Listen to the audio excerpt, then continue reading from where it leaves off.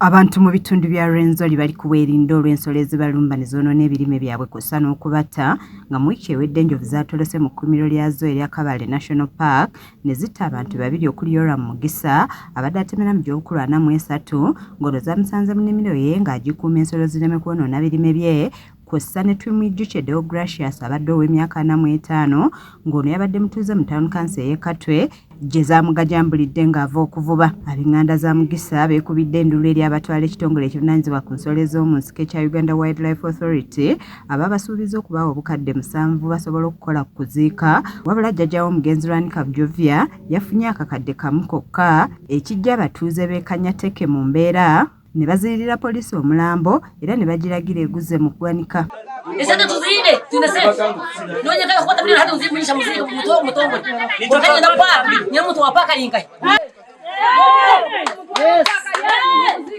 Aduumira poliisi ya Hima nga SP John Nkundizana agezezaako okwogerezeganya n'abatuuze wabula ne beerema nga kye basazeewo nabo kwe kuzza omulambo mu ggwanika gye banaagujja bwe baba nga batuusizza okuguziika.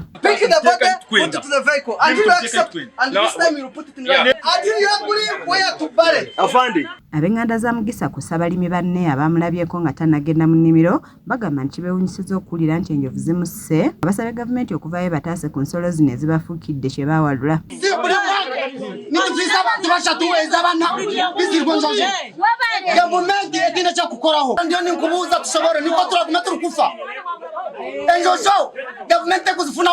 Patricia Matejeka agamba nti abali mu kitundu kino ssente ze bakozesa beewola neewole wabula nga buli kadde bafiirizibwa olw'ensolo ezitoloka ne zoonoona ebirime byabwe nga kati tebamanyi gye bagenda kujja ssente zisasula amabanja ge balina. Ogukozi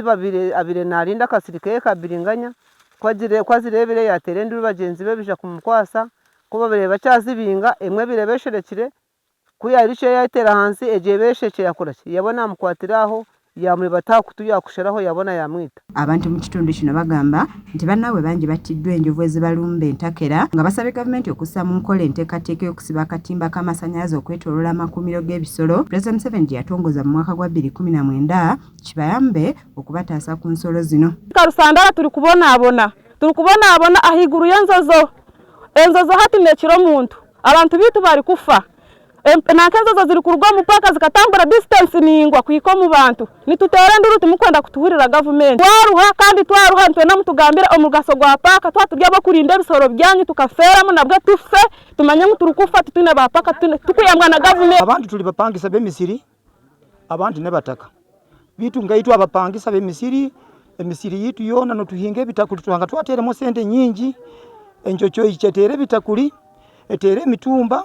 emere yona tutwina emere muhoko tusikiye tulibusha. Y'omwogezi wa poliisi mu bbendobendo lya Rwenzori East Nelson Tumushime asabye ab'enganda z'abantu bano okusigala nga bakakamu kuba gavumenti ekola ekisoboka okulaba ng'emalawo obukuumagano wakati w'abantu n'ensolo z'omu nsiko. Mutabali Moses yakusakidde eggulire lino ku lwa KSTV Agaleero.